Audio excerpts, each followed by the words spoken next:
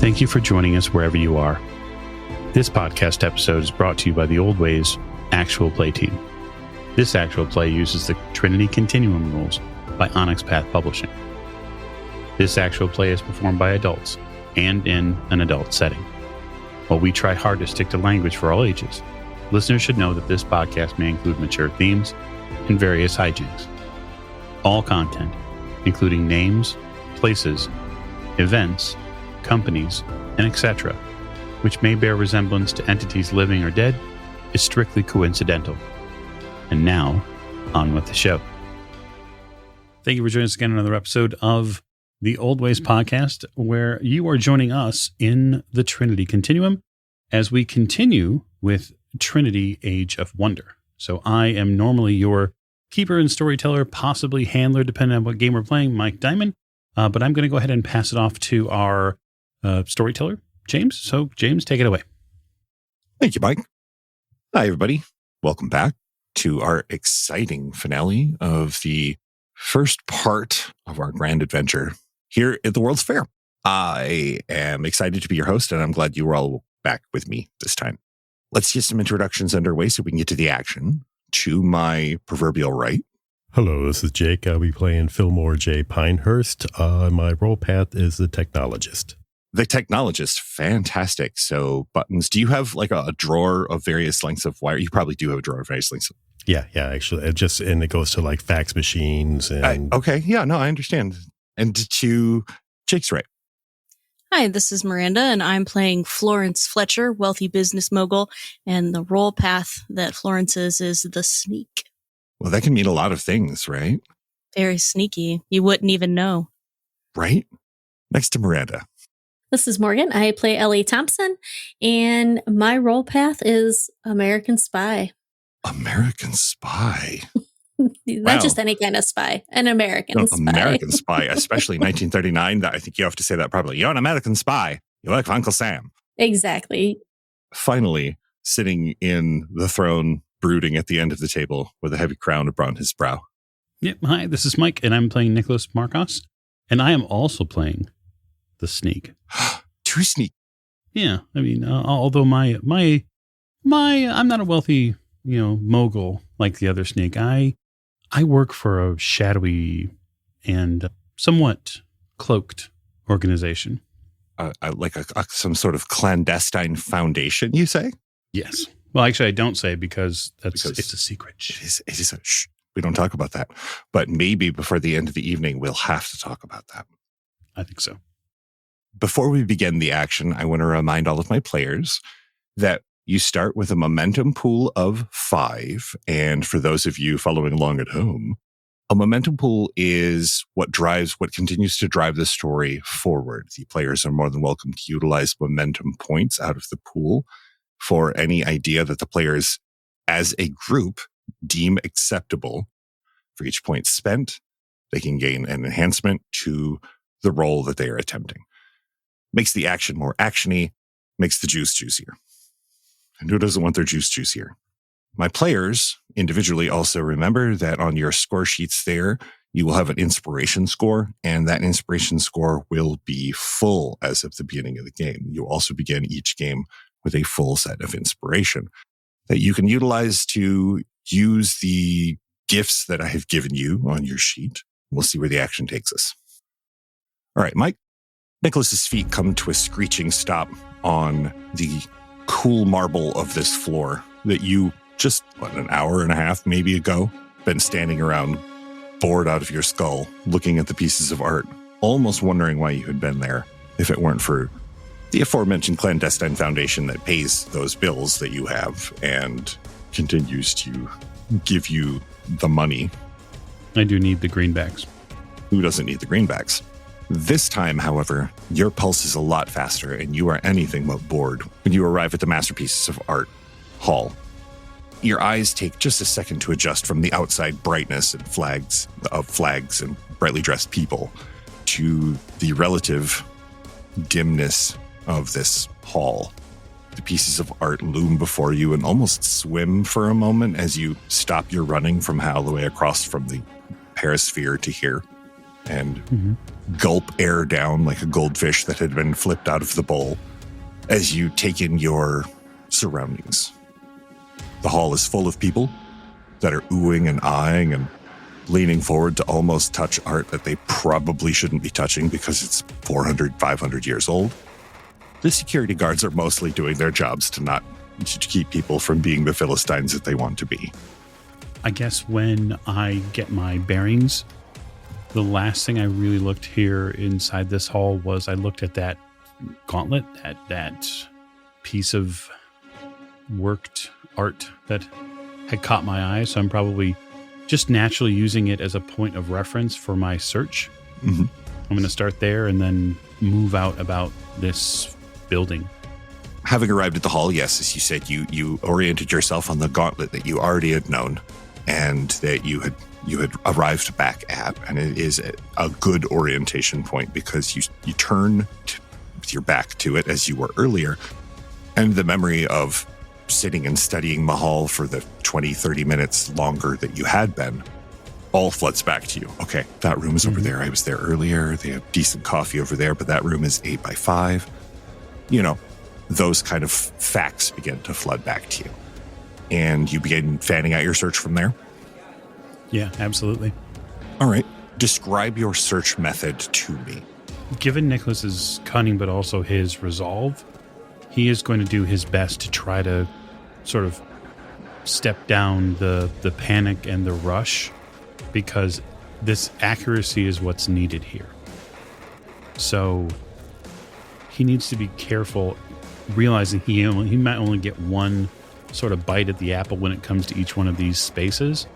And so he's not in a panic, or he is at least trying not to panic as he makes his way through these spaces. And he's going to start obviously looking visually, but one of his senses that he's not going to be remiss about is his ears, because the last device he saw, there was obviously some sort of electrical whine to it, and it might be a giveaway hearing a device that's powered up, or being in a room where maybe there's too much hum to a certain amount of electric lighting in this room that might be a giveaway, or maybe there's a bell or a chime that goes off, that sort of thing. So he's very much paying attention to those senses too.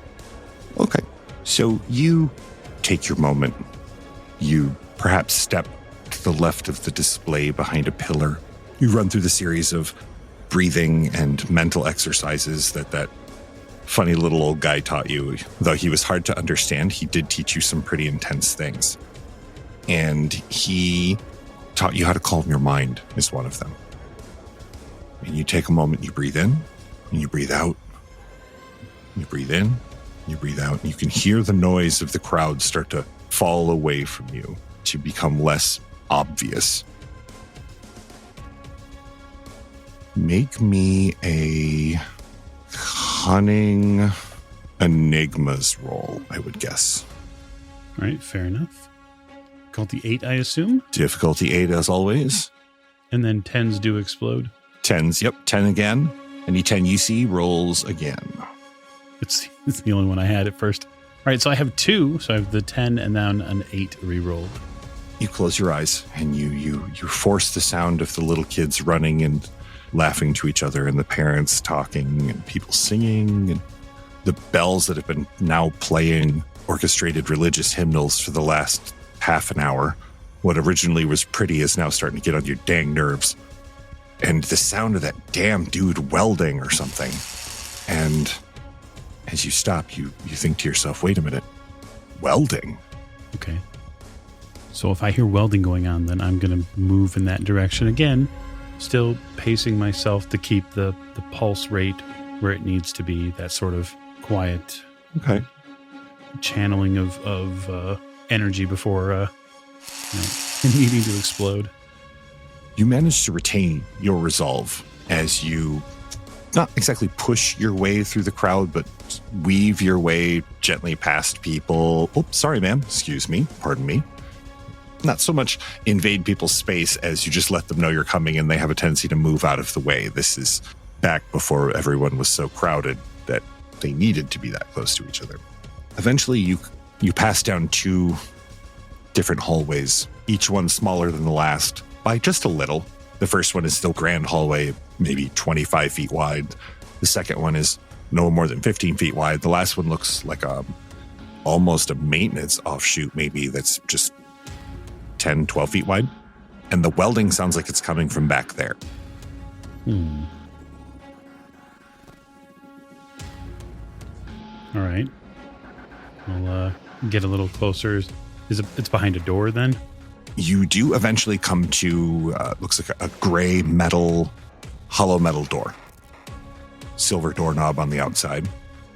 All right. I will give a listen to the door directly. Well, first thing you definitely hear is that spattering, sparking sound of welding. You do notice that the light coming out from underneath the door, it's easy to see, is a brilliant blue color. Okay, so I don't know how much the character necessarily would know about welding. So I don't know if he would know to protect his eyes. Light? Give me a intelligence technology roll. We'll see if you know about that. You may also use science. I will pick up that extra die because of science. Science and technology. Oh, that is pretty good. So that 2. All right, 2. You put your hand on the doorknob and you've literally almost begun to turn it. You feel the tendons in your hand beginning to tighten, and then you think you remember a friend of yours that was working in the shipyards. He said Uncle Sam had given him a big contract recently. They were gearing up for a lot of work, but he had been complaining about his eyes because he had just said he wasn't going to wear eye protection, and the boss was getting on him, but that he wished he had, because now his eyes were all blurry and they hurt all the time. Yeah, it sounds like that man needs a union. A little bit. Okay. Fair enough. Then I'm going to prepare as that, those tendons in my wrist tighten to accelerate the doorknob. I'm going to prepare for it. And basically, once I identify where the light is as I step in, I'm going to make sure that I, look either to 3 o'clock or 6 o'clock or somewhere other than directly at it. Right. Giving yourself that arc so that you're not burning your retinas to the core. That's right. Okay. So you twist the knob, not locked. As you push the door open, you think to yourself, that's almost, it feels almost a little cocky. And the door slams open. There's a gentleman on the other side of this room. He's currently it looks like finishing up a really, you don't want to call it sloppy, but unhealthy looking welding job with a blowtorch, a modified looking blowtorch. And he has welded a mechanical device onto one of the beams of this building. It looks like the cables have been connected into it, and it's now that he has stopped welding and has turned to look at you, the torch is still burning. It is glowing with its own unhealthy blue light, very similar to the one that's coming out of this blowtorch. And I remember the black cables. Those cables, are they black, and do they look like what we saw at the top of the other building? They very much do, yes. Afternoon. I raise my voice. He turns around and he's wearing the round welding goggles. The black lenses in them just reflect the light that's bouncing around the room. He has tufts of hair, you would say. He's not wearing a shirt. He's pale and covered in burn scars. He has a CS burned onto his right pectoral muscle, and underneath it, a symbol that you have seen all too often in the newspapers, just of recently, coming out of Germany. He clicks a second trigger on the blowtorch and the flame triples in length. His grin widens and he has these small peg teeth as his face is illuminated by the reflection of the blue flame and the sweat on him. And he says, "Please, come in. I am almost done and will be with you in a moment." And he advances towards you, his almost comically large work boots clomping on the metal beneath him. Come on down here, my friend. We need to have a chat. All right. Can I see your permit for this work? As he clomps down, I will get back to you in just a second, Mike. Morgan. Yes. This light swirls and dances in front of you as you look down into this food cart. It has this unhealthy glow to it that makes you feel almost queasy on the inside. You look around, and the air around the cart, immediately around the cart, is wavering a little, like the heat coming off of the road in a desert. You hear a wheezing laugh from not too far away. Would it be from the guy that I just dropped with my gun? Yes. He's still alive. I thought he darn. All right, I look over at him. You look over at him? Yep. His complexion says dead, but he is still moving and making wheezing sounds. So you're not sure what's happening. He doesn't look like a zombie in as much as his eyes are glowing with this unhealthy similarity to that blue light that's coming out of that cart there. I look over at him and what do you think is so funny? I think he is going to destroy you all. Who's he? You see, he points kind of up a little and back, like he's pointing towards the majority of the fair, maybe, or somewhere that way behind you guys. Like, is he pointing towards the Laguna Nations, or like? He seems to be in that area. Yeah. Does this guy look like he's gonna get up anytime soon? Oh no! In fact, as his hand drops like a wet dish towel to the ground, and he coughs and bubbles up blood that's flecked with other stuff that probably shouldn't be flecks. Well, apparently you will not be around to see whoever he is coming. My life for him. Well, you have more belief in one person than I do. And then his face rolls to the side, and the goo in his mouth spills out onto to join the rest of the goo from where you've plugged him once or twice, and lands on the ground. All right. Well, enough chit chat. I grab I have a scarf in my handbag with me, and so I grab that out, and then I am going to reach in and grab whatever the item is inside the vendor cart. Okay. You reach in and grab again, it's about the size of it's about a foot, say about a foot long, maybe a little longer, cylinder with various mechanical components on the outside. The side in German says Wunderwaffe 37-X, and then a very small writing that looks like it's been hastily written on there. But the Wunderwaffe 37X parentheses C is what's written on there. And otherwise, there's a tank with the glowing blue-white liquid inside of it, and it's glowing more and more by the second. Well, I don't know how to take care of this. So you look around frantically, like Adam West with a bomb. Where I can toss it. So I wrap it in. I mean, for obvious reasons. Is there any on-off switch on it? You don't see one. As you pull it up out of the cart, the wires and cables it was attached to strain for just a moment or two and then snap off. But I'm not directly touching it. No, well, you're touching it with a scarf. Cloth. Yeah. Still not going to help if we got radiation, but All right, is it going to fit in my bag? It's 1.5 feet long, you said, right? Yeah, it will probably not fit in your bag, and also with the rate with which it seems to be growing steadily warmer and humming, you are not sure it's going to be around to be put in a bag in a moment or two. I am going to run to the lagoon to go toss it in there because I don't. You run to the lagoon. Well, you do look around and you see the lagoon, and you figure you might make it to the lagoon. You see there is the city of Tomorrow, which is a small duplicate city near to you, and next to that is the electric farm. It looks like there's a large granary silo. The city of Tomorrow has a swimming pool. You might be better off going to one of those places, you figure. But you have that moment of decision. Yeah, so the grain silo, if there's a grain silo, that would probably be better. So you're going to go to the automated grain silo? Yes. Okay, so you push past the people into the electric farm. you smell an interesting mix of the smell of motor exhaust, the sound of gears, the smell of animals. It's not unpleasant. Welcome, ladies and gentlemen, to the electric farm. The creation of many scientists today believe that electricity and automations will be the leading way for us to feed the people of tomorrow.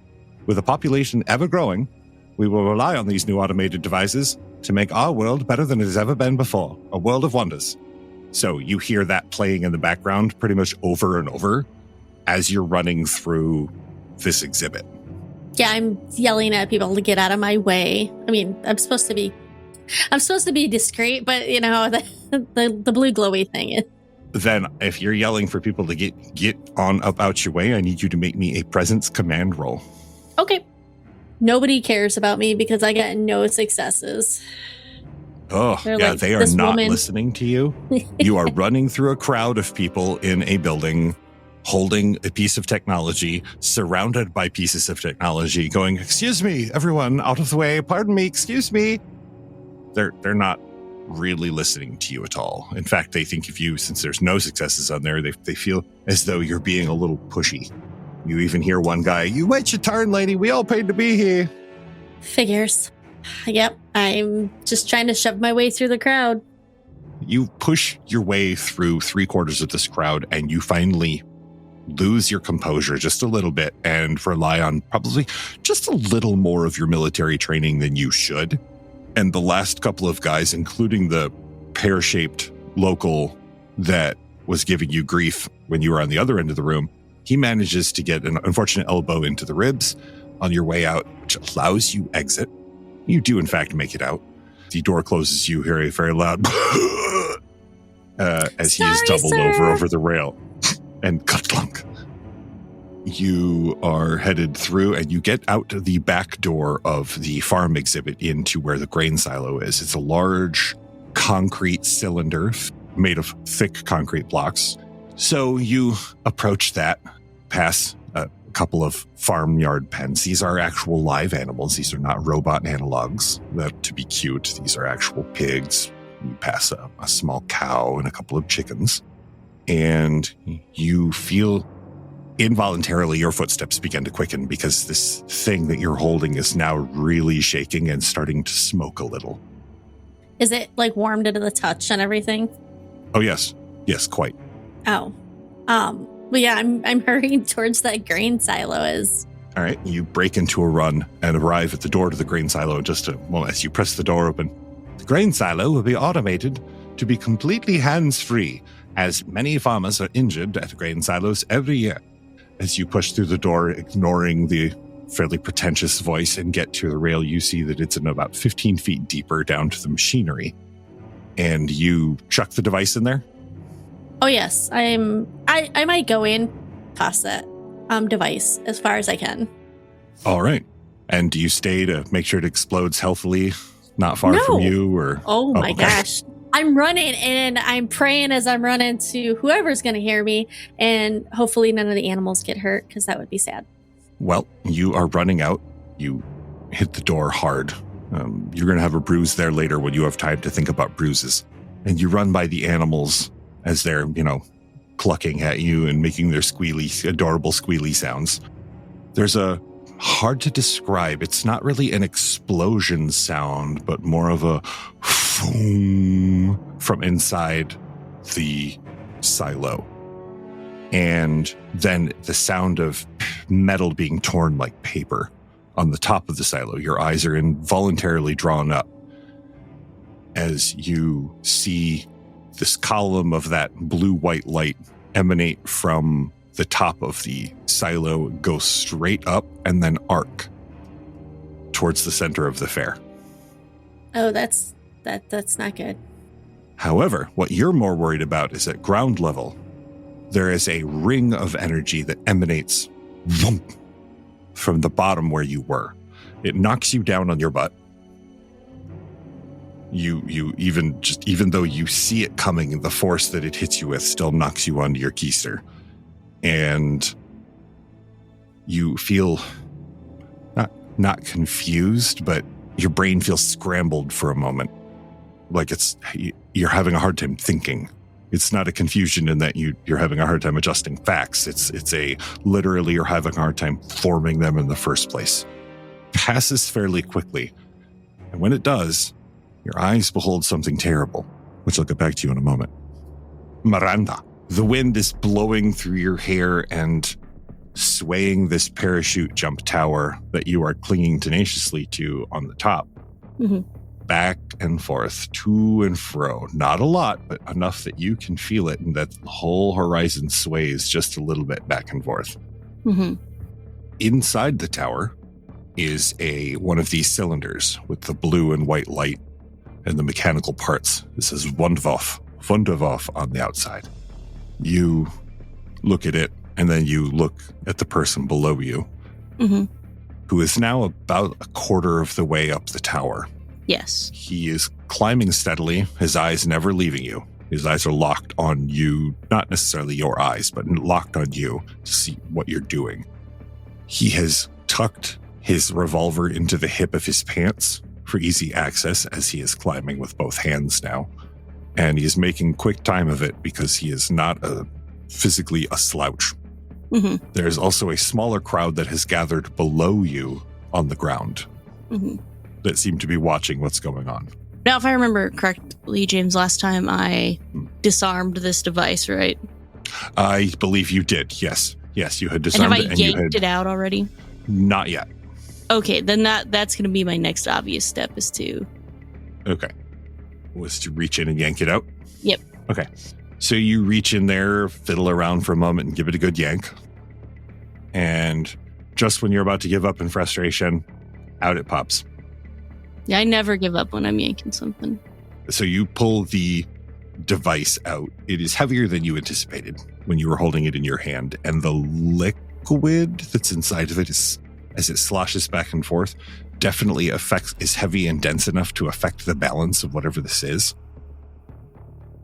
And as you pull it out and you're holding it with one hand and you're holding the ladder with the other, the person that is climbing up the ladder for the first time since he began climbing, as you see him below, pauses for a moment. Yeah. I don't really give too much of a fuck about what he's doing unless he's going to shoot me. But otherwise, I'm coming down and kicking him in the face. So you're going to begin climbing down? Yeah. So I'm going to need a Dex Athletics roll because you are now kind of forced to climb with one hand. Do we have to declare our use of inspiration prior to? I believe you can utilize inspiration before or after the roll, depending on what you see, but you do have to tell me either way. Well, in that case, I would like to use inspiration to save my ass. Now, I don't remember correctly, but what use of inspiration would help me in this? I can add an enhancement, right? You could use inspiration would be one way to go. You could ask the table if they thought it was okay that you used a momentum point, of which you currently have 7, to utilize it to not fall or possibly be in a situation in which you would fall. Mm-hmm. You could utilize an inspiration in an intuitive action or an extraordinary effort. But I would say in this case, it's probably an intuitive action. Okay, Which, that would be my suggestion, would be an intuitive action, yes. I would suggest you would spend a point of inspiration, and it would allow you to gain an enhancement with a rating equal to your intuitive facet for any dice pool related to quick thinking or quick action in this case. Okay, perfect. Then I would have an enhancement of 2, so I will gladly do that. Well, fantastic. But I did roll no successes.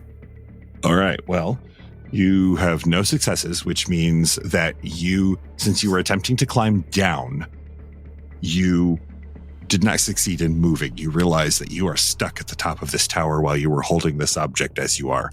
You can either put the object down, drop the object, put it back, but you don't think that you are capable right now at this time of climbing down with it in your hand and remaining safe. Like, this has been pretty much disarmed, right? Like, if it fell a distance onto someone's head. Yeah, it would kill somebody pretty easily if it fell onto them directly, break a bone if it hit them indirectly. And you're not 100% certain it wouldn't initiate a reaction if you just dropped it. Oh, no, because I really want to chuck it at the guy's head, but I don't want to kill a ton of people.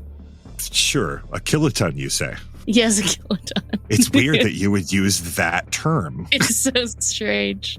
Is there anything else up here that I could use, that I could weaponize? Can I just loosen some bolts and pull some pieces off?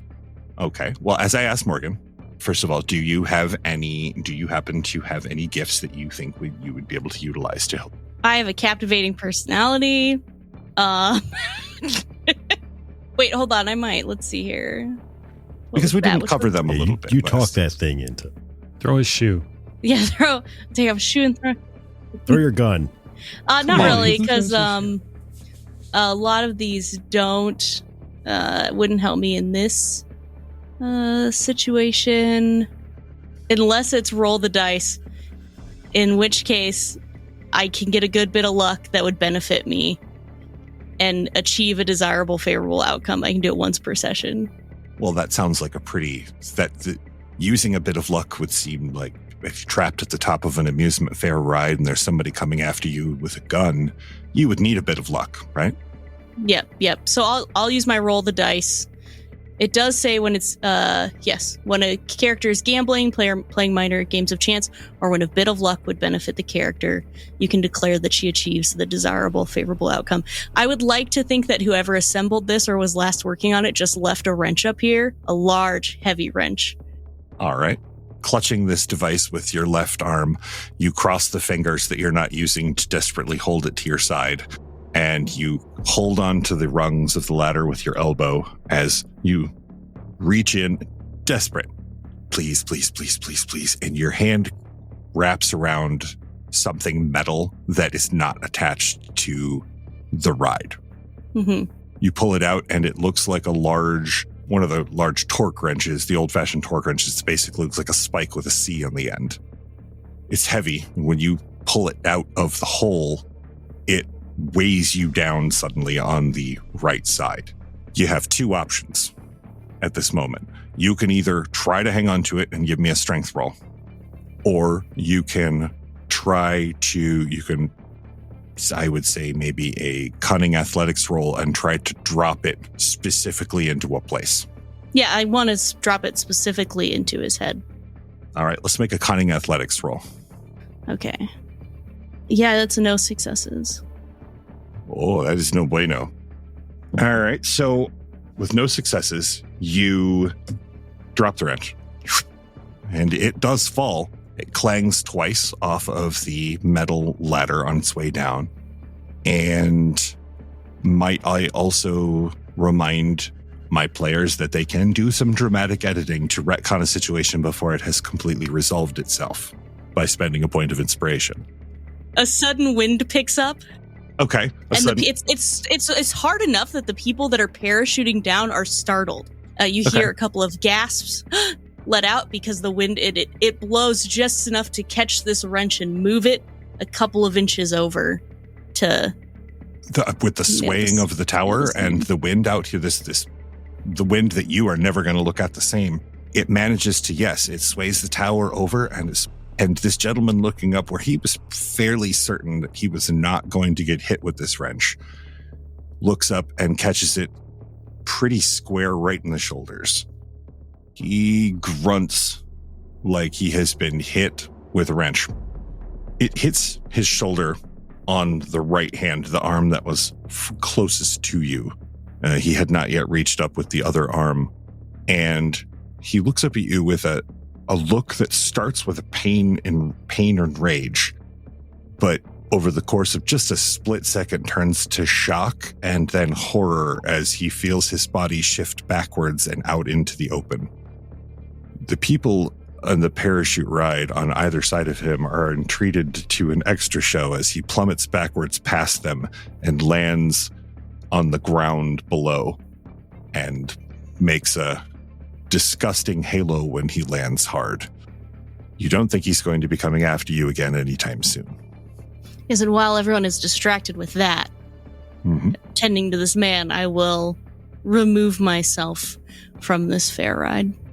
Okay, you begin climbing down as quickly as possible. Yep. One-handed. Okay. One-handed. Now that you had time to think and you don't have anyone coming after you with a gun, you take a moment to tuck this into an article of clothing or tie it onto a piece of your dress, and you carry it down so it doesn't fall. And then you, as you approach the bottom, loosen it back out and land on the ground. A couple of people approach you, not completely approach you, like, put hands on you or anything, but they approach you, hands out. Hey, are you okay, lady? We're not sure. We saw you had a gun, but I don't know what. I'm fine. You must help that man. He's obviously deranged. Oh my God! I think this man is dead. This is an older lady that's poking him with the tip of her umbrella, her sun umbrella. Call the ambulance. People begin calling for an ambulance. You see Just shouting. Calling, literally calling. There is not far away, you would say maybe a city block down, you see a gentleman in a dark blue suit further in the amusement area, but he turns and you realize that's not a common suit. That's a police suit, and he's coming this way. I'm going to try to slip into the crowd. All right, then give me one more roll, and that roll is going to be composure survival. In this case, you're using survival tactics to keep yourself whole and sound. So 3 successes.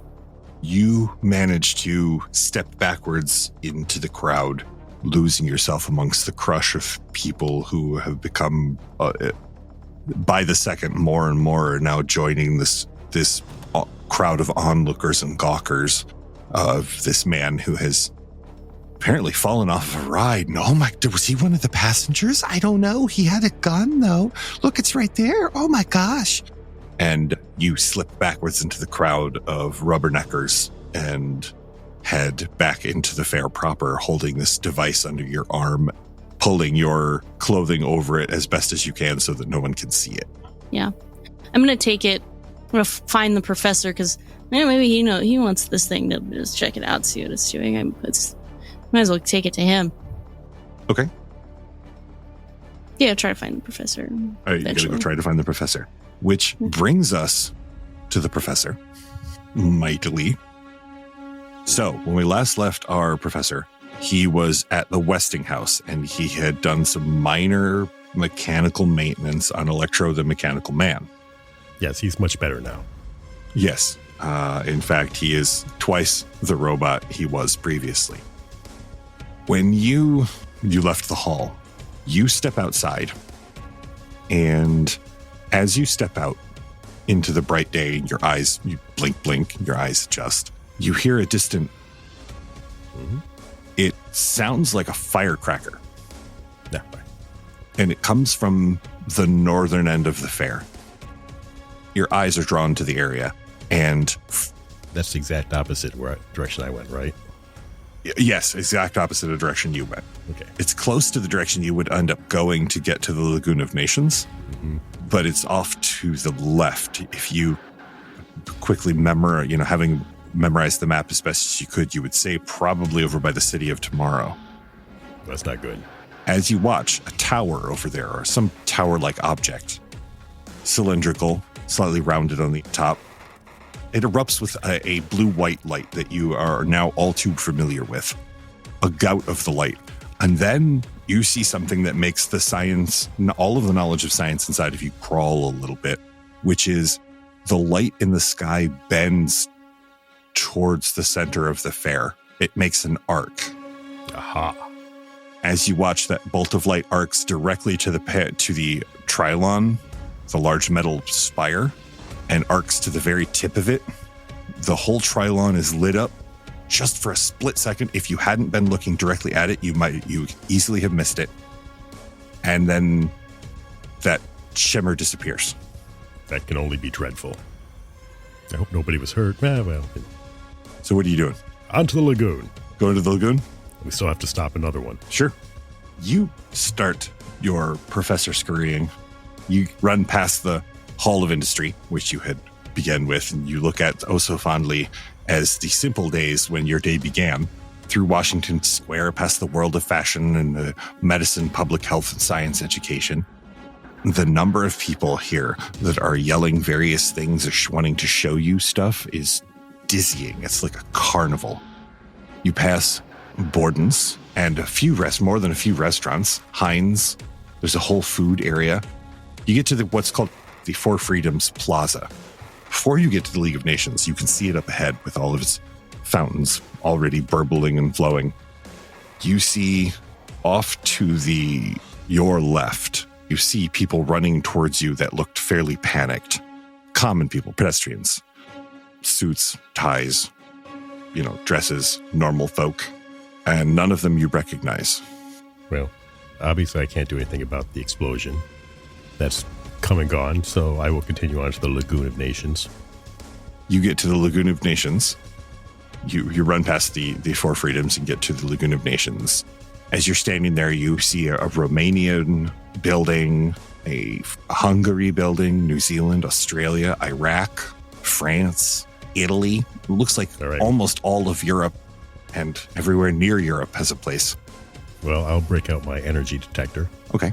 You begin checking the panels, flipping switches, twisting knobs, checking various things.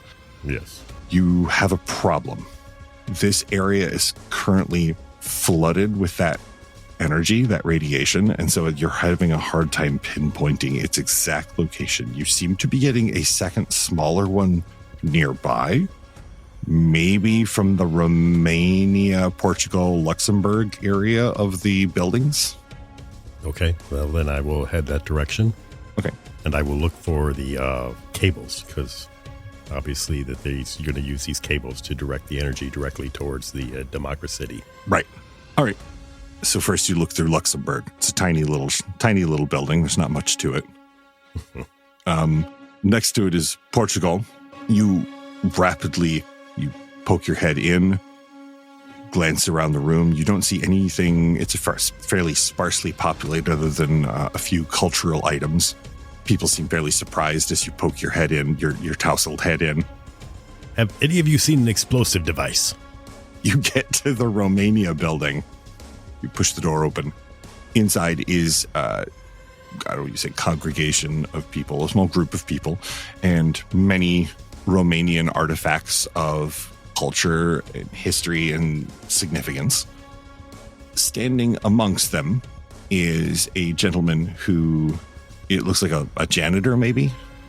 He's sweeping up some things over in the corner, and he has a ladder that's leaned up against one of the pillars in the corner.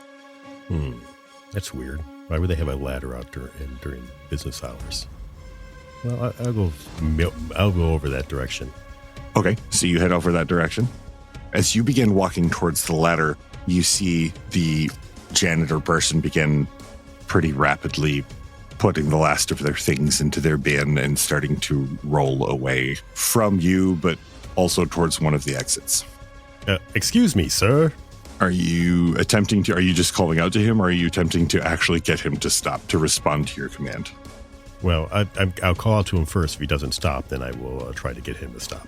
With your first command, he does not stop. In fact, he half steps quicker and puts his head down a little bit, adjusts his cap so that you can't see his eyes.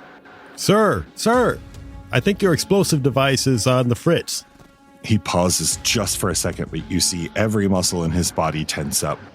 He quickly scans the room with a head on a swivel as almost... I'll hold up the disabled one. Okay. See? It's not working correctly. He looks at it. His eyes get really wide and then shine with little dots of white light. And you realize that your right hand that you're holding up is warm. Oh, well, that's not good. You look up, and the one you're holding is glowing and swirling. Oh, I guess it was working just fine. As you look at it and you look back, he is now redoubling his efforts to escape from the building. Unfortunate, I have to leave him because I need the other one. So I will go back to where the ladder was. Okay. Is there an opening up there or anything? You see a vent at the top. There's like a vent grate, and you do see there's a small amount of light emanating from that vent grate. Excellent. Well, I'll have to pop up there. No, you know what? I'm not going to pop up there. That's not how I do things. I'm going to use my blaster to pull the vent grate off. Okay, all right. You adjust your blaster to setting 5. Setting 5. Cost you about 10, so your battery is about now half discharged. Okay. So you lock on, squint one eye, and lock on the tip of the beam to the... You know, I'm not even going to pull the grate off. I'm just going to use it to reach through the grate and pull that thing straight out, because that'll take care of the grate itself. Okay. All right. Give me an aim cunning roll. Okay. That would be 2 successes. Takes you a moment. You rest the beam on non-firing arm, as you've seen people do in the war movies that are so prevalent recently. You aim and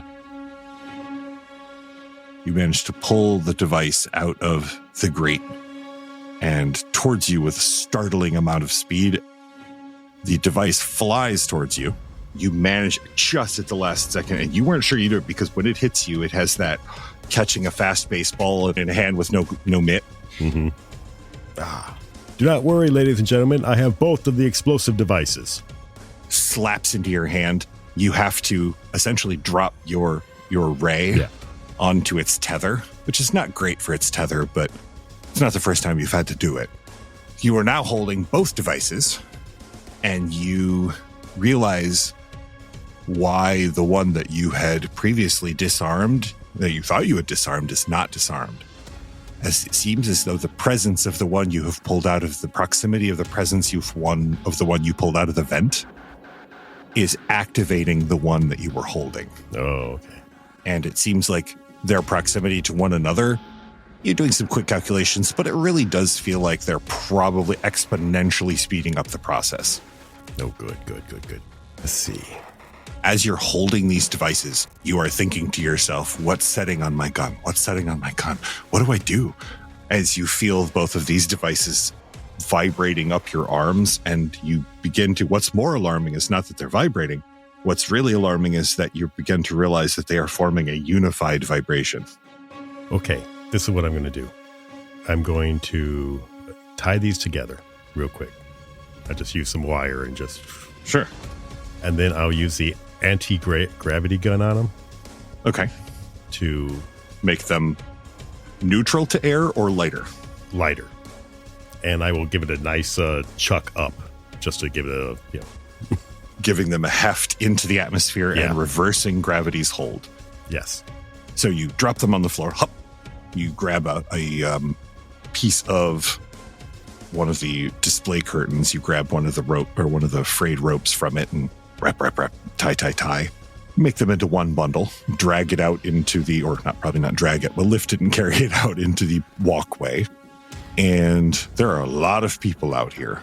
Yes. You probably need to turn your gun up higher to make sure this goes as fast as possible. Yeah, I will pour everything into it, I guess. Okay, so you turn your gun up almost all the way to full. You know you're going to reserve yourself a little bit, maybe one shot of something left. Mm-hmm. This is almost everything. And you pull the trigger.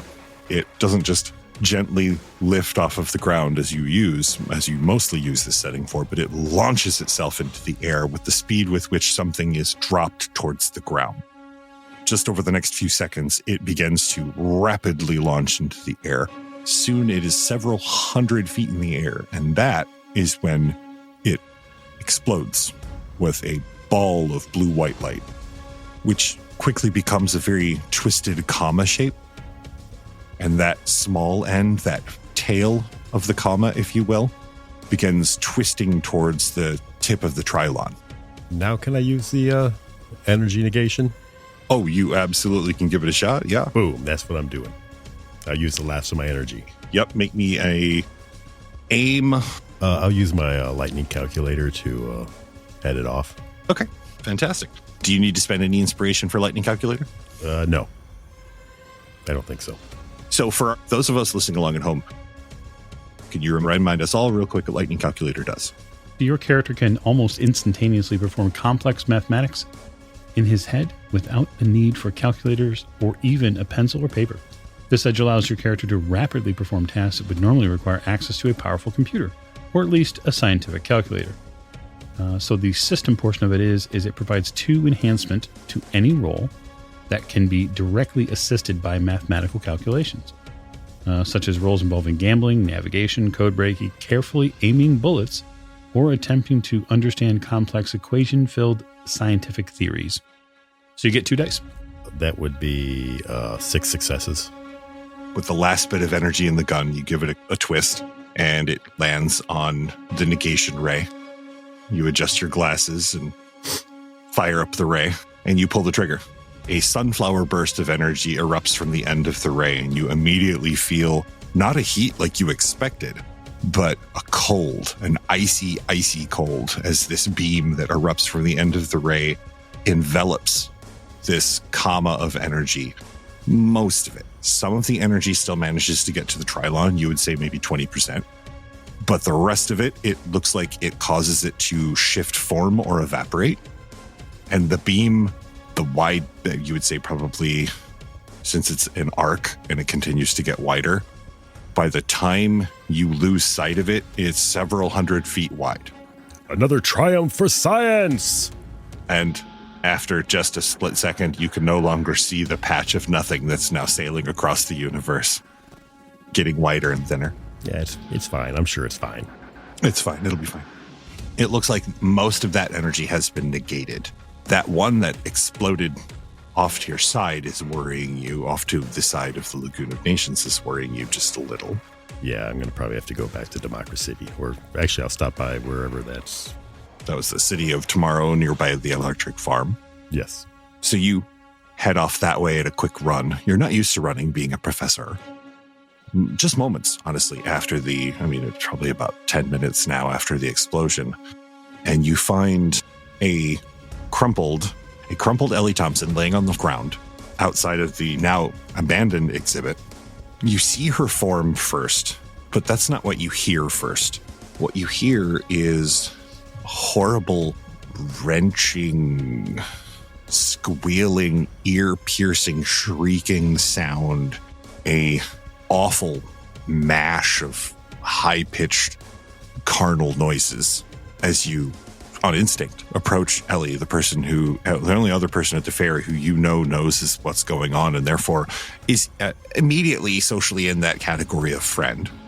As you help her up, your eyes alight on that being that's 9 feet tall, if you can call it tall, that looks like a combination of several pigs, a cow, a handful of chickens, thrown into the blender of God and stirred vigorously and poured back out.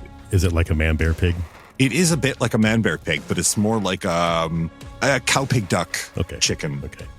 And it doesn't seem malevolent in as much as it seems to be thrashing about in incomprehensible pain as its flesh continues to...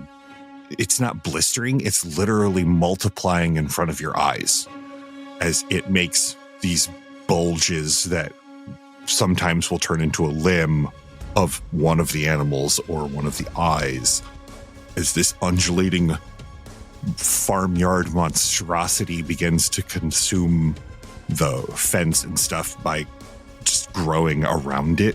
You see it's that the fence line is causing lacerations, but this thing doesn't seem to care. You notice that its movements are also becoming faster and more twitchy, almost like it's swelling. Egads! Well, I'm probably still recovering from getting knocked out, so I'm, Oh yes, you have just come to. Yep, I shake my head in disbelief and wipe my eyes. Are you seeing the same thing that I'm seeing? I don't know. Are you seeing some kind of bizarre amalgamation of various barnyard animals? Yes. Then yes, I am seeing the same thing. Okay, good. I thought I was hallucinating for a moment. Do you have something that can kill that? Because I don't think my revolver's going to do it, or my pistol. Well, unfortunately, I've used up my battery, but I have an idea. As you're watching, it swells by, you would say, maybe 10% mass. Well, I must hurry. Okay, I'm going to jury-rig, pulling the battery out of the energy detector and seeing if I can't provide bit of charge to my blaster. You're going to disable the energy detector in order to give your ray gun a last bit of juice. Mm-hmm. All right. Keep it busy. Oh, hey. I start yelling at it. Hey, thing, over here. But I run the opposite way from the professor. Okay, good call. I go, sweet, pig, come on. You do have Mr. Fix-It, I believe, Yes. which allows you on repair and reverse engineering rolls, which you could recall this a repair roll. Your character may add a second skill's dots as an enhancement to his dice pool as long as this skill is the one used to operate this device. So, if you have any dots in aim, you may utilize those. This would be a reflective action, so you could use an inspiration point to give yourself an enhancement, a 1-point enhancement, I do believe. I will do that. All right. So you have at least one success. So you may roll the repair as you would like. Okay, that'll be 3 successes total. All right. With a bit of heartfelt sadness, you crack the handmade case for your device that you literally brought to the World's Fair to show the world how amazing it was, and thereby what a fantastic freaking brain you have. But no, fate has to go and take it from you. That'll just give me an opportunity to rebuild it better. That's true. You've already thought of like at least 3 ways. For example, this case was far too easy to crack open. You break it open and fish out the battery. Thankfully, Rockwell Investments bought these batteries, not in bulk, but they bought a large allotment of them, so they're all pretty interchangeable. Takes you just a few moments to put the new battery into the ray gun. You'll get one good shot out of it, though, as it's a different conversion rate. Right, yeah. I believe there is a setting for separating items, or actually like separating things that have been... Oh, I do believe there is. Yes, because I've had to use that before. Either way, it's split. While the professor is frantically working with his ray gun, how are you distracting this cow, pig, chicken, duck? Did you not hear my fantastic suey? Is it fenced in back there? Yes, it is basically a series of pens. Oh, I would like to utilize, if possible, my always have an exit skill, just All so right. I don't get caught up in, I don't know, swallowed by whatever this beast is. So you keep keeping an eye on the nearby door, the 2 or 3 exits. You are kind of outside circling. It's training several of its eyes on you. Okay. Well, that's great. Yeah, so I'm gonna, if I need to get out of the way or anything, quickly, if there's a metal pail around, which I'm assuming there is, as there's pens, I grab it and I start banging on it because I don't want them to try to look back at the professor, and while he's doing his thing, I'm sure he's being noisy as well if he's looking to fix up his science-y stuff, whatever he's doing. So you grab a pail and start bang, bang, bang, bang, bang. As you're banging on this metal pail, you look up in time, both the professor and you look up in time to hear, or look up because you hear, "Oh my God, what the hell is that?" And then the click of a handgun.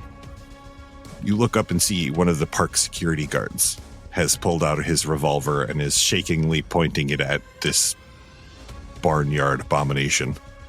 I yell, sir, you need to just leave the area. We are professionals and we will handle this. His eyes alight on you as you bark this series of governmental commands at him. He kind of not mumbles, but in a much lower tone voice, he says, but what the hell is it? And his eyes reluctantly are drawn back up to the thing, which, as you watch, a shadow falls over this security guard as a large, meaty, comprised tendril of sheep and pig parts slam down on the security guard with a muffled crunch. You're not sure what the crunch comes from, or the guard or the tentacle. No, Oh. I wince as it like lands down, and his I'm like, legs oh. twitch for a moment or two and then stop as this meaty appendage begins dragging him back towards the center mass. Professor, you finally finish fitting the battery in and stand up, trying your damnedest not to look at the remains of that guard that are being pulled into this center goo like spaghetti. What you doing? Wow. I'm going to disintegrate this thing. Okay. Your death will not be in vain, good Samaritan. All right, you pull the trigger and the ray makes a different whap sound than you're used to. There's probably something having to do with the conversion energy. And the monstrosity caves in like it just deflates but not with air, but with just liquid goo. And as it begins to, it seems to pick up speed and force. And what starts as leaks ends with a sudden blap, and it just coats the walls. You are probably now both vegetarians for at least a year. Am I close enough to this, whatever, to get splattered in its leftovers? You're not splattered so much as you open your eyes. You thankfully had them closed because you just instinctively, you knew something was going to happen.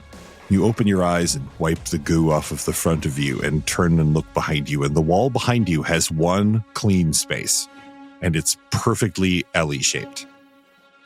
Yeah, I wipe it off my face and like slop it onto the ground off my hand and look over at the professor.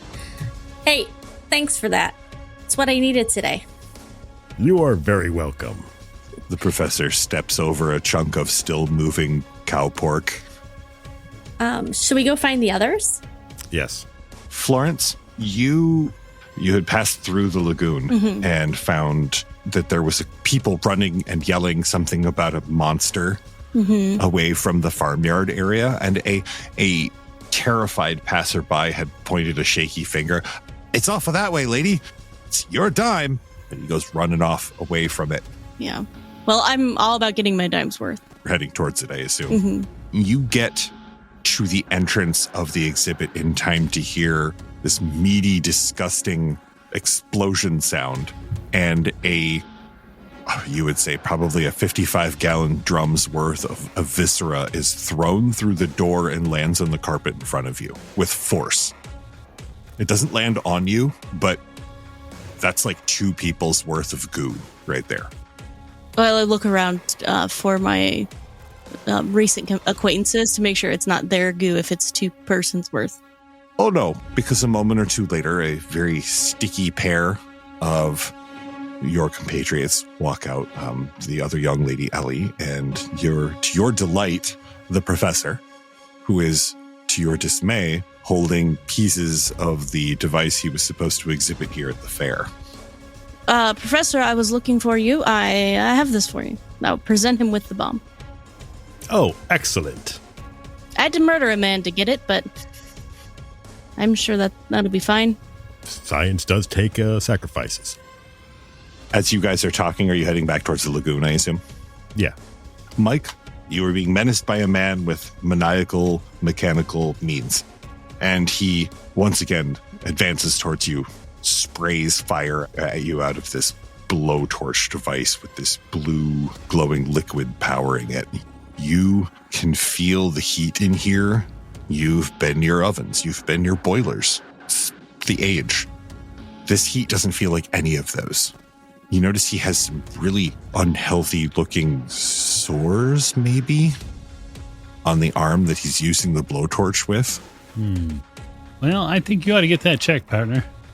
So I'm going to draw him closer, which might sound a little crazy. It's easy enough to do. He's advancing on you. It looks like he's giggling things in what you assume is German. It's muttered. You spoke a little German, and you hear the words, "Burn you for him. You will burn. Cleanse the world with fire." Well, that's very particular, isn't it, then? A little bit. Cleanse the world with fire. That does not sound at all helpful or nice or... I don't particularly like that part of the training that I underwent included some discussion of forces beyond our normal man's means who might want to do ill towards the world. And so my plan is to essentially put this guy down as quickly as possible. Absolutely. Belying my normal size, which is because Nicholas is a very average sized looking man. He doesn't at all appear strong in any way, shape, or form. So essentially what I'm going to do is I'm going to get real close to him, and I'm going to use forceful martial arts, and I'm going to try to basically knock him out. Okay. I'm going to attempt to one punch him. Excellent. I do. So I gain a complication for it, but Right. basically once I gain a complication for it, I'm going to use the deadly strike version of it. Okay. And I'm going to use my always prepared edge to basically dip my hand in my suit pocket and pull out a pair of brass knuckles. And I'm not going to hit him in the face. I'm going to aim basically for the right side of his body, right below his lung. And I'm going to essentially try to hit him as hard as I can in the liver. Okay, so you're going for an organ shot, a body shot. That's correct. Okay. And I'm going to pick up that complication, but I'm also going to be able to add the brutal tag Yes. to it instead of any sort of piercing or tag like that. And so I would roll, I think because I'm trying to catch him a little bit off guard, I'd like to use cunning close combat instead of dexterity. Yes, I would say cunning close combat. So that's 5 successes. All right, he had one solo success on his advancement towards you. So yes, I should net 3 based on the complication that yes. The complication that you receive is as you turn, since he did score 1 success, he was not entirely unsuccessful. It's just that you were more successful in the situation. At the last moment, his eyes go from that mischievous, almost devil-like grin that he has to a moment of uncertainty as he sees where you're going. You don't telegraph it, but it looks like he's been in enough fights to see where you're going for. And he turns the end of the blowtorch towards you. He doesn't get you with the flame, but he does manage to get you with the hot cylinder end on the forearm, on your left, your off arm. And he does 1 health level of damage to you. Okay, it's fine. That's a bruised. And so for damage, then with my remaining successes, I'm going to purchase the brutal critical. Okay, it's going to do extra damage. The critical stunt, Yes. that I am going to be utilizing though is going to cost me 3 successes. Oh, fantastic. Okay. So yeah, that's basically what I'm going for. Is it's going to the brutal tag is basically allows it to inflict massive trauma on the target. Okay, so you're doing an intentional huge amount of damage to this guy as much as you can with these brass knuckles that were given to you by your commanding officer, the man who taught you hand-to-hand combat, a real hard-as-nails guy. That's right. His rules are keeping you safe.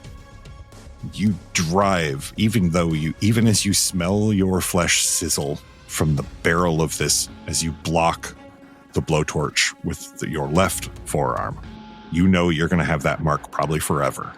You drive those brass knuckles into his lower soft ribs on his other side, and you drive them all the way home. You remember your instructor saying, If you're going to hit somebody, you hit him with everything you got. he doubles over, his eyes go real wide, but the pupils go real small as you feel bones and organs squish around these brass knuckles and your hand as they go deep into the meat. He lands on the ground and his blowtorch goes skittering off to the side. Unfortunately, in the skittering, it looks like it is being activated, or maybe he was holding something that kept it from not going critical. So you figure maybe 1 action to either attempt to jump on it and desperately try to disarm it as best as possible. And that would be a very desperate and very difficult. You would be at a very high difficulty for that. Or to get out of this room. Yeah, I think I'm of the mind that I've got to try to go for broke here, and I've got to get this thing disarmed. I've got to figure out a way to keep this thing from going off. I'm not the sort of person who's going to just run. That's not my way. Okay. Or you go to turn towards it and you take 2 steps and then You lurch forward. Give me real quick Dex athletics roll. You other three, as he's doing that, you reach the lagoon and begin fanning out, doing everything in your power to find something out of the ordinary, something different. That's 3 for me. With 3 successes, you do not fall flat on your face, but you do tumble to the floor. You're not prone or anything, but you sprawl forward as you look back, and this blowtorch man is holding your right foot by the ankle. Son of a bitch. Yeah. I look back and say, send this to the Fuhrer for me. And I'm going to kick him in the face. Oh, fantastic. With a wet thud, his nose crumples to one side and his eyes roll back into their skull. Definitely unconsciousness. He tumbles off to the side and his grip around your ankle loosens enough for you to pull your ankle free. Your hand lands on the device, and you have one chance with no rerolls in order to disarm this device. So anything you're going to spend, you have to spend before the roll. I have demolitions training as an edge. Yes, you do. So that hopefully will help a little bit. I looked it up, right? I don't have rapid disarm, unfortunately. That's level 3. But let's see here.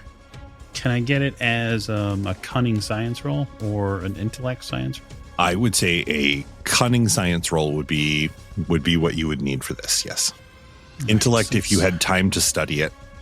You may spend an inspiration, an intuitive inspiration for this, as this is a very intuitive seat of the pants, cut the wire you think is the right kind of moment, but you would have to spend it beforehand.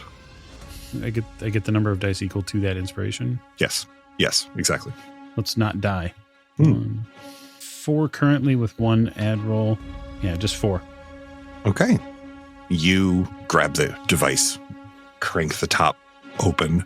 Some of the liquid slops onto this crude circuitry in here. Is at least the crude mechanical parts. Sorry, the wiring is actually fairly complex. As you begin rapidly fishing through it, your hands becoming slippery with a mixture of this fluid and the sweat, you find 3 wires that has to be one of these 3. You close your eyes, subconsciously kiss the little medallion that they gave you when you first joined your foundation, and then you pull the one on the right. And you breathe out, and then you don't die.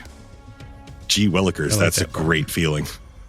You look down, and the glowing has subsided significantly. Is this thing detachable, or is it just best left? Oh, yeah. It's just a detachable, like it's like carrying a large modified blowtorch. Like take a butane blowtorch, but add something the size of a thermos to it that's powering it. So I'm taking it out of here then if it's disarmed, because I don't want anybody stumbling in here and deciding to reactivate it. Okay. So you take it with you. You stumble out into this daylight.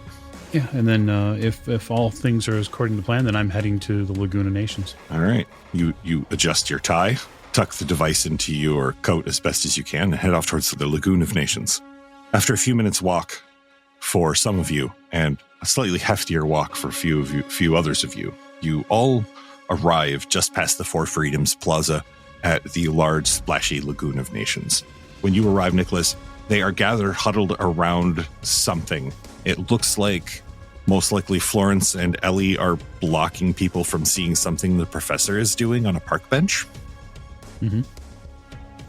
Okay, yeah, I head over to them. Sort of push my way through. I'll probably say stuff like, excuse me, sorry, yeah, make a way here. I got to move something through here, folks. Ladies, you both hear him say this as he approaches. He's carrying a large metal device. Ellie, you've seen this before many a time back where you grew up. And Florence, your dad used to use one of these at work. These are fairly common. Looks like a blowtorch. No, what's not common is the large device that's attached to it. Although you have both now seen one of these. I step aside to make room for Nicholas in between us. Okay. Professor, as you're working to get this thing to stop producing energy, you think you have it on a power down cycle, and then it starts to power up rapidly.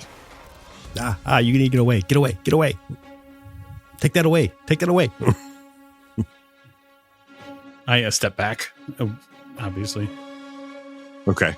You also notice that the one in your hand is starting to wiggle and smoke, like the blowtorches. They have a connection to each other. I keep backing up. You see little wisps of energy are leaking out of the end of the blowtorch, and it's almost as if there's a breeze that's blowing them off to the south. Although there is no breeze right now. The air is sticky, still, and dry. Is there something else here that it's attracted to? Yeah, it's probably going to the Democracy City where that battery or whatever that was, the transformer. Makes sense. Can I find a place to stow this, like in the lagoon itself? Like, just put it underwater for the minute? Oh yeah, the lagoon is about 3 feet deep, and you can, if you want to drop it in the water, you totally can. There's some popping and sizzling as you drop it into the water. You instinctively jerk your hand back once or twice, and then it settles to the bottom. You're glad that the lagoon doesn't have any fish in it. The canister itself is still glowing, but it seems like the water is helping shield whatever is coming off of it. I keep an eye on it and then turn back to the professor and sort of put my arms up, shrug. I'm working on it. As you turn back towards the professor and shrug, Florence, Nicholas, and Elliot, you three can make a cunning culture roll for something that stands out like a sore damn thumb. Not a 1, sir. Nope. I'm a little busy. Now that is 1 success. I got 2. Okay, that's perfect. So Ellie, you look up to the far end of the north end, but there stands a man that now you have seen twice, you realize. And his familiarity is becoming something of a pain. You saw him earlier today, a man in a trench coat that seemed to kick all this off. Did you say he's at the U.S. government? Did you say the U.S. government building? Yep, he's closer to the U.S. government building. I point towards north from where we are. Yep. That guy right there, that guy knows something. And I start running that way. All right. And Ellie takes off on foot. Nicholas, you look up in time to hear her say that. And she books and starts running towards, as you look up, a guy with a slightly yellowish skin tone that doesn't seem to be running away or moving. It's almost like he's not welcoming Ellie's advance, but he's not afraid of it. That's the guy. I sort of dawn on her already realized notion and set off after her. I walk briskly behind them. All right, you walk briskly behind them. Professor, you look up. Okay, you speed walk. You do want to get there, right? You do want to get there in one episode. Professor, you look up from your work in time to see that all 3 of them are either running or forcefully walking north away from you towards a large building on the other end of this plaza. So about halfway down the Court of Peace, as you frantically work, Professor, you see them meet this person.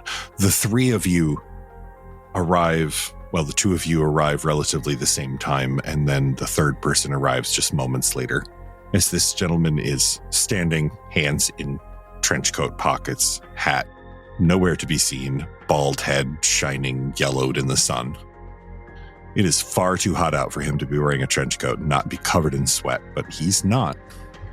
He's just standing there staring at you with his wizened eyes. He seems to be about 50-ish. You've never seen a man who had such loathing, just general loathing, not for you, but for everything his eyes light on, as you have in the look coming out of this man's eyes as you approach. He regards the 3 of you with disdain. I run up to him and stop. Not in his personal space. How far away? Probably about 4 feet. About 4 feet away? Yeah. Okay. So arm's reach? Well, my arms are not 4 feet long.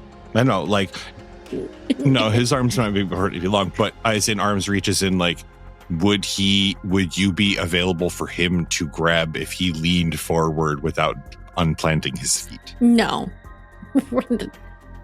He regards the three of you.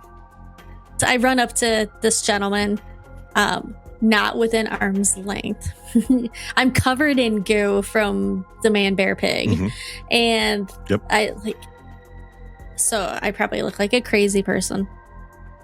Who are you? Who are you? I'm about ready to pull out my little pistol. My name is Dr. Otto von Phosphor, and I am here to make this country recognize its filth, and the world recognize mine genius.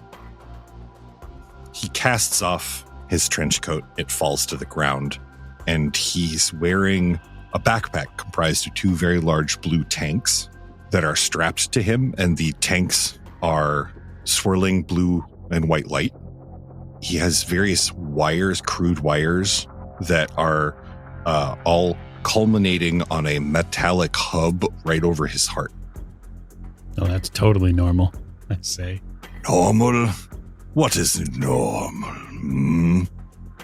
With the people you work for, what is normal? I've seen a ton of normal, buddy. You ain't it. Soon enough, I will be normal. He takes off his gloves, the leather gloves, and his hands have a crude metallic frame built around them and anchored into the flesh with bolts. There are wires that go into each joint area, and he flexes his hands. The tanks glow, and his hands begin to glow. 80% of the energy stays around his hands. You would say about 20% of it drifts off to the south. Enough that you can see it. It looks like it's smoke rolling off of it. But it's all in one relative column and all heading to the same area. Okay, so Nicholas is probably just a little stunned. Oh, absolutely. This is a moment. This takes you aback. Sets you on your heels, as it were. Indeed. All right, so I'm gonna spread out, like, because it seems like he's we'll just say hankering for a bit of fisticuffs, and that's not my gig, but it's really important. It's really important that we find a way to give the professor time. All right, Professor. Speaking of, as you three fan out, I assume you follow Nicholas's lead and begin fanning out to the left and right. Yep. Florence, do you stay in the middle as you're not particularly combat trained? Yeah. And are probably last to get the memo? I'm not combat trained, but I am socially trained, and I know how to attack a person. Oh, that's very true. That's very true. You three fan out and begin to circle him. He raises his hands and motions as if he was welcoming you towards him, Nicholas. Professor, you look up and this blue-white cloud of energy is going overhead. It's making the calculations you're having to do for this bomb, to disarm this bomb properly, really difficult because it keeps changing the energy output and fluctuation. Then you look up and you see why. Oh, of course. You see down the field. You need to stop that. You think you have it stabilized at this moment. As stable as it can be. This is extremely unpredictable, and the whole energy, the output that it's producing is, you have honestly no idea what it's running on or what this energy is. It constantly is in a state of bizarre flux. I really think I need to get to that transformer and disable it. Because that seems to be what the issue is collecting all the energy. If I can get to expel it up, maybe. So are you heading towards the transformer? Yeah, I'm going to take the explosive with me. All right. Because I don't want to go off here. All right. And you begin, I am assuming, just out and out running your way down there. Yeah. Begin breakneck running towards, it will take you just a little while to get to the perisphere. So the three of you fan out around Dr. Vosva. He claps his hands towards you, Nicholas, and the air ripples like air above hot asphalt. And the foliage near him withers visibly. And some of it instantly grows back, but is moving and pulsating, and none of it is the right color. He looks at you and he says, "You see, I have the power of life and death in mine hand. I can do what I wish." He mumbles a few more things in German about, you assume, being a deity or perhaps being smarter than everyone else. His flesh is rippling around these cables that are obviously pumping this energy either through him or directly around him. All right, so Nicholas is not a brawn fighter. He is a cunning and sort of speed fighter. And there's one thing about him that is true, and that is he's always prepared. And so what I'd like to do with that is I would like to spend an inspiration. Okay. And acquire an item I did not have previously. Sure. And that would be a sturdy combat knife. Okay. Because I think Nicholas's thought is if he can jam something in to one of those lines and physically disrupt the energy going to him, maybe he can set Dr. Von Mustache here into overload. Okay, so we will use one of the fantastic abilities of the storyteller system, which is you can utilize dramatic editing, and what you're going to do is use a point for what's called a retcon. And a retcon will allow you to, in this case, I'm going to paint the picture as you were leaving your fight against the man with the blowtorch, just as you were about to walk out, you noticed that there was a toolbox, and next to the toolbox was a fairly large combat knife that obviously was owned by Captain Sparky Face. You decided, this blowtorch is good, but if it decides to go off, explode, or whatever, I will be unarmed again. So maybe I should. And you grabbed it just in case. And boy, past you was awesome because right now you is really, really loving him. Fantastic. That's my plan. My plan is to wait until I can get him to lean one way or the other. And then I kind of want to see if I can climb on his back like a monkey. Okay. So if you attempted to just leap on his back like a monkey right now, it would be a much more difficult task. If you could perhaps have him distracted, you could probably do a cunning athletics roll to leap on him. I'm going to hope that there is we'll just say a deft orator around. Perhaps someone who could gather his attention. Good sir, are you looking for investors in this project that you have? You may not know this about me, but I am wealthy. I work for Rockwell Investments. I'm a wealthy business mogul, and I'm here at the World's Fair looking for investments to be made and people that I think have a bright future. How much would it cost, sir? How much would it cost? He stumbles for just a moment as you make me a manipulation persuasion roll to try to get his attention and to keep it. Oh, some of my favorite things to do. 3, 4, 5. I'm going to use my good dice and my bad dice because that's how many dice I'm going to roll. Ellie, while you're doing that, I'm going to need you to roll an intelligence close combat roll, please. An intelligence close combat? Yep. 1 success. All right. So you have 1 success. He meets your gaze, scoffs at you. This is ridiculous. You could not afford what it takes me to build even one of my genius devices. I am the Michelangelo of electricity. Edison is a simpleton. Einstein, traitor. I am the future. Ellie, what did you get? What did I get? I got 2 successes. All right, 2 successes. So you, with your cunning intelligence close combat, you pretty quickly realize what Nicholas is planning to do. You can see him maneuvering, and this is pretty, not exactly basic, but this is pretty smart combat tactics. He wants you to distract this mechanical blowhard in order to get behind him. He knows that the guy cannot cover all 3 of you at once. Right. Nicholas, is your objective to stab the knife in the back of him? I mean, that seems to be what you're looking to do. Okay. He seems like he's gearing up for an attack from the rear. As you do. All right. So I am going to kind of try to, I know that Florence is trying to hit him up with a contract to be part of the investment firm, which is great. And so I just kind of start like trying to grab at his wires. So now I am going to be within arm's reach to kind of distract him and not pay attention to Nicholas behind him. Okay. Florence, you see that Ellie is moving up towards him, not running up, but she seems to be almost, are you doing it in an attacking manner, or are you doing it in like a quizzical manner, like you're trying to see how his mechanics work, Ellie?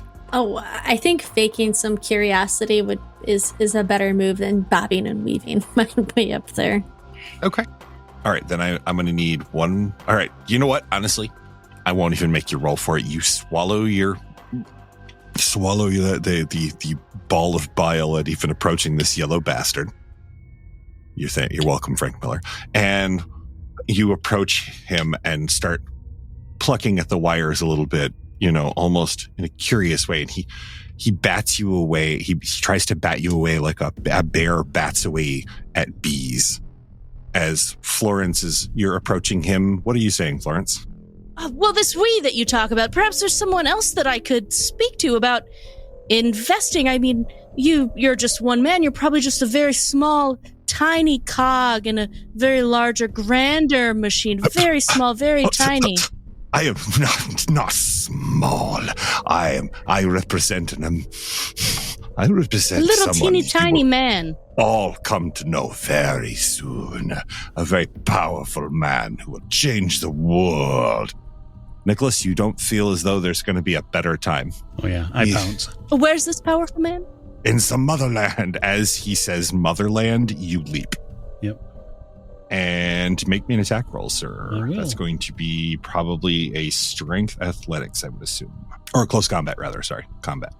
I would like to barter for dexterity rather than might, if you would be willing. I would allow it if you're going for more of you seem to be going for more of an entangling rather than I will break you. Yeah, I'm definitely not trying to physically overpower him. What I'm trying to do is basically cut at anything that seems to transfer power from his tanks to his arms. Okay. I will allow it to be switched from might to dexterity, but I'm going to impose at least one small complication on you. Okay. So you need one more success than you did before. That is 3. You leap on him with a sense of selflessness that is rarely seen. You two, Florence and Ellie, see him leap on this guy and begin grabbing handfuls of wires and yanking at them and then cutting them with this knife. Very quickly, the man's hands stop glowing, and you ladies see his eyes grow very wide as he starts sputtering and grabbing at the wires and cables and starts frantically trying to splice and plug them back in. Oh, you're going to have to take us to a shop, buddy. There's all sorts of problems back here. He stumbles backwards up the court of peace, and as the packs on his back begin to highly illuminate the cables that are still attached, and his various connections begin to smoke, he looks up at you, and his eyes are now glowing with that same light, like intensely glowing, like torchlight glowing. Mm-hmm. And he opens his mouth, perhaps to say something, but you can't be sure, as all of the energy courses through him at once, leaps into the sky, and seems to take whatever essence was inside of him with it. And he drops like a wet towel to the ground. His energy was the only thing supporting him. Yeah, I definitely roll away from that. I don't want to be anywhere near the energy release. Nope. As you roll away and you ladies are knocked on your high knees, actually, Ellie, you notice, you see it coming and instinctively brace yourself from what's now is about to happen, as there is another one of those bursts. Yeah, but I tuck and roll. Like, you tuck and roll. You are close enough. Do you take Florence down with you? I do, because Yes, Florence would not tuck and roll on her own. No. A lady does not tuck and roll. Ellie tackles Florence to the ground as the energy bursts, and seconds later, the air clears.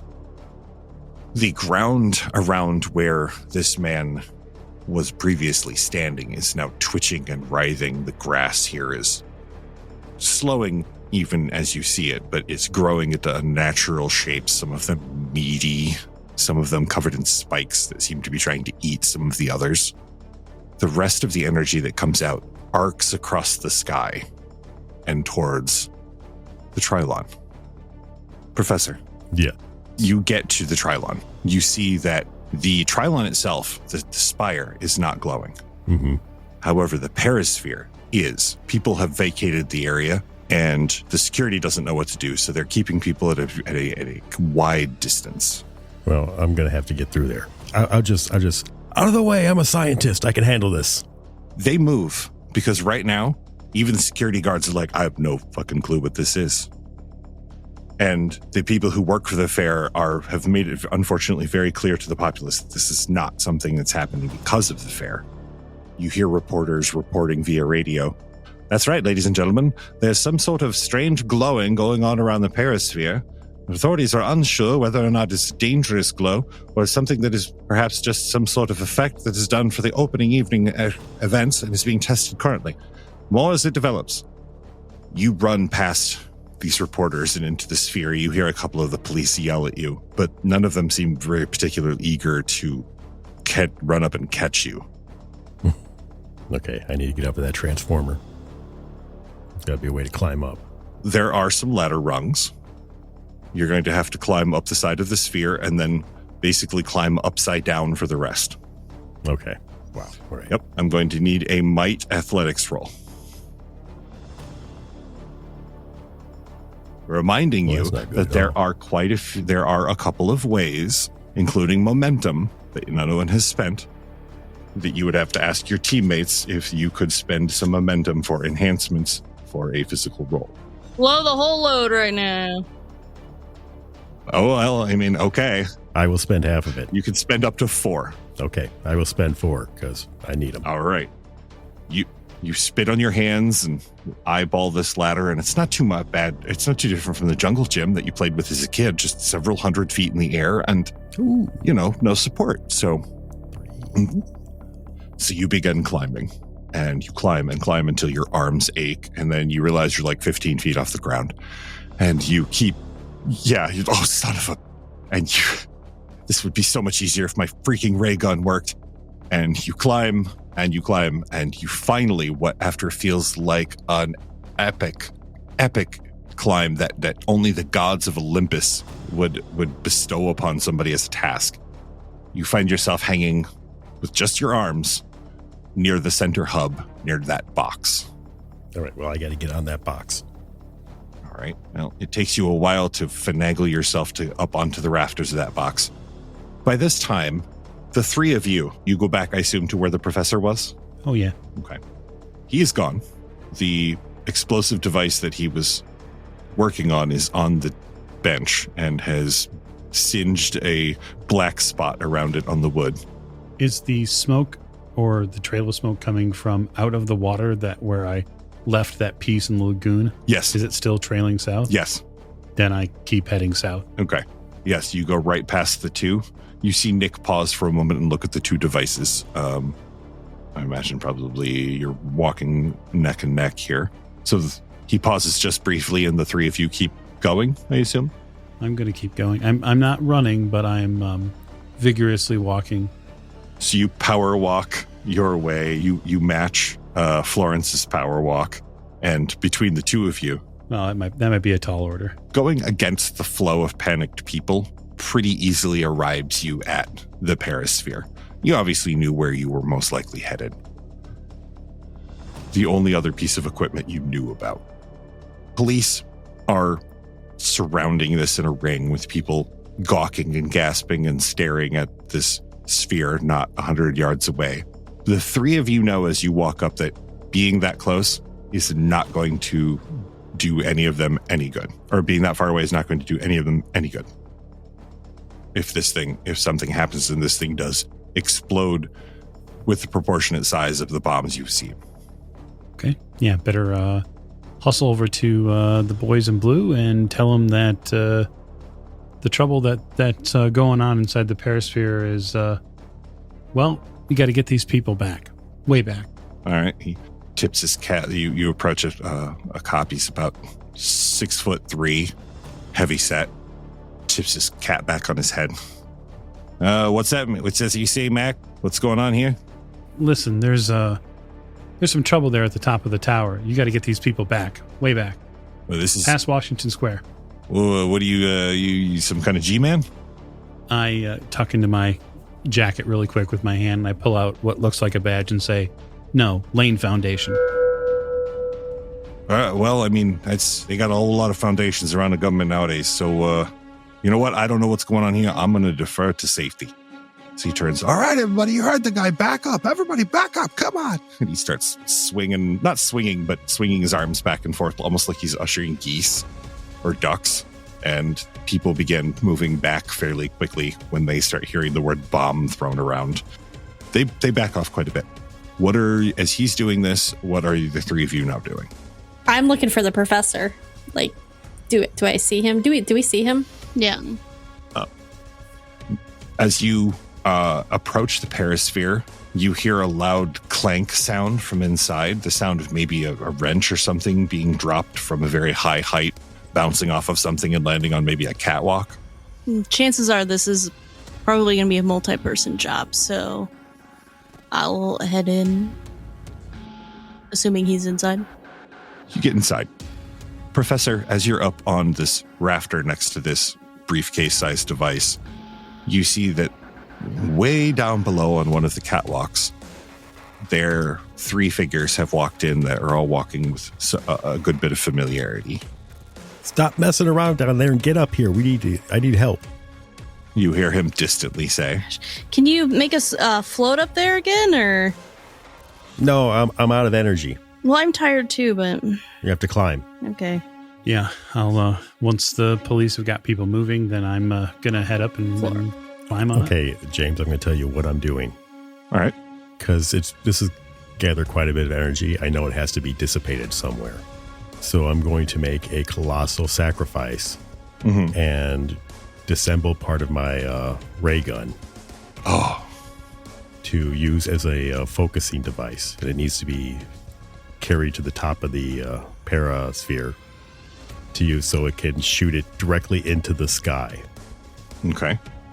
You looking at your ray gun before you break it down and looking at the device, you don't think that you could safely shoot it into the sky. But if you want to give me an intellect enigmas or an intellect science roll as you're sitting up there, and as the other 3 are giving me a might athletics roll to climb the ladder. Right, but do we want somebody to stay on the ground in case some bad guys come in? That's 2 successes. This is a good point. I'll go back down. I'll stay down. No, I have the gun. I can stay on the ground. I don't have a problem with that. I've climbed so many things. I've climbed so many things today. Florence and Ellie are standing on the catwalk talking about who should stay on the catwalk. Nicholas is already a quarter of the way up the inside of the sphere, I assume. Yes, I have 2 successes. I'm not waiting for them to figure out who's going to stay back on the ground in the nice, comfortable gravity space here. Ladies, it looks like the gentlemen have decided to take it upon themselves to climb up into the rafters and leave you down here as door guards. I was just going to slap my pistol into Florence's hand and climb up. You figure you could probably get up there maybe in time, but you do, as you're about to slap your pistol into Florence's hand, you hear a sound of commotion from one of the doors of the perisphere, and you see 2 men run in holding black cases that they are quickly trying to open. Who are you? The sound echoes up through the sphere. Nicholas, you look down as you're hanging now completely from these, and you look down and you see 2 men drop what look like violin cases onto the ground and lift up. Well, you are all too familiar with your friend Thompson. You are, well, let's just say you had formulated the first part of the plan, which is to try to run towards them to either attack or distract, right? Yes. Ellie turns on foot and launches herself towards these guys and begins running towards them in a serpentine sort of pattern so that if they do unload one of those Thompsons, she's not going to get lit up. Florence, you are, I assuming, looking for cover? Why would I do that? This is a time of action. I guess if they're going to shoot us, no, I'll get cover if they're pulling out guns. Okay. Well, you have that fight or flight, so you pretty much, your brain goes, either I'm going to attack them or I'm going to leave and figure out a way to not get killed. My immediate thought is attack them. So I guess Florence is a lady of action. All right, so you won't even make you roll for it. You slip off a heel and launch yourself directly parallel to Ellie and begin running towards them, ready to hurt someone real bad. The suddenness with which you two launch at them seems to surprise both of these guys, as if they had not expected two ladies of the time to defend themselves, and it has given you a moment of reprieve before they pull triggers. So as you launch towards them, Nicholas, you are just reaching the professor when, Professor, you finish the calculations in your head that those two successes hath wrought, and you realize that you cannot project the energy out safely. Not out. Oh, it's got to be projected in? It would have to be projected inward.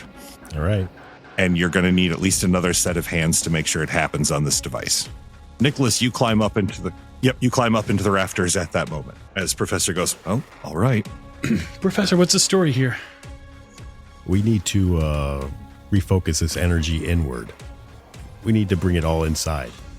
English. Well, here, hang on to this. The professor cracks the case of this thing open that he'd been tinkering with. And you see a sparkling wonderland of wires and tubes and gears and vacuum tubes and things lighting up and turning. It's not science that you understand. Okay, how do we do that? And it is humming. So it looks like in just seconds it's about to discharge. Professor quickly rearranges a few devices, plugs one thing into another, and it looks like what he's doing is reversing the flow of the energy now. And you, with your couple dots in science, are acquainted well enough to now understand the concept of what he's doing. This will no longer explode. It will now implode. And you look up at the professor with now a full knowledge of what this is probably going to wrought for you. So this is it, huh? This is it. Do you push the button? How far up is it? You guys are about roughly about 200 feet in the air right now. Okay. Yeah, I'm going to press the button. I was going to push you off, but I guess you're probably not going to survive that. No. He would hit the display model at the ground, and with the number of churches that are built on that display model, he would die horribly. Yeah.